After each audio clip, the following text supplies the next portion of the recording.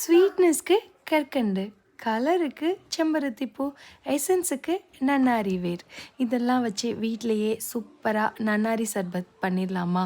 உணவே மருந்துன்னு நம்ம பெரியவங்க சும்மாலாம் சொல்லி வச்சுட்டு போல, ஒரு ஒரு காலநிலைக்கு ஏற்ற மாதிரியும் ஒரு ஒரு உணவு முறையும் சொல்லி கொடுத்துட்டு போயிருக்காங்க. அந்த மாதிரி தான் வெயில் காலமா இந்தா நன்னாரி வேர் எடுத்துக்கோ, உன் பாடிக்கு ரொம்ப நேச்சுரலாக குளிர்ச்சியை தரும்னு. அதனால தான் என்னவோ வெயில் காலம் வந்துட்டாலே நம்ம எல்லோரும் தேடி தேடி ரொம்ப விரும்பி இந்த நன்னாரி சர்பத் வாங்கி குடிக்கிறோம். எனக்கு ஃபுட் கலர்ஸ் பற்றி இதுக்கு முன்னாடி பெருசாக அவேர்னஸ் கிடையாது. ஆனால் எப்போ ஃபுட் கலர்ஸ் இவ்வளோ பேடுன்னு தெரிஞ்சதோ, அப்போத்துலேருந்து நான் என் குழந்தைங்களுக்கு இதை கொடுக்குறத டோட்டலாக அவாய்ட் பண்ணிட்டேன். இதுக்கு ஆல்டர்னேட்டிவ் என்னன்னு யோசிச்சப்போ, இந்த மாதிரி செம்பருத்தி பூவிலேருந்து எடுத்து பண்ணுறது தான். என்ன இதுக்கு கொஞ்சம் நம்ம எஃபர்ட் போடுற மாதிரி இருக்கும். ஆனால் நம்ம குழந்தைங்களுக்காகவும், நம்ம ஃபேமிலிக்காகவும் போடுற எஃபர்ட் அவ்வளோ ஒன்றும் பெரிய கஷ்டம் இல்லைல்ல.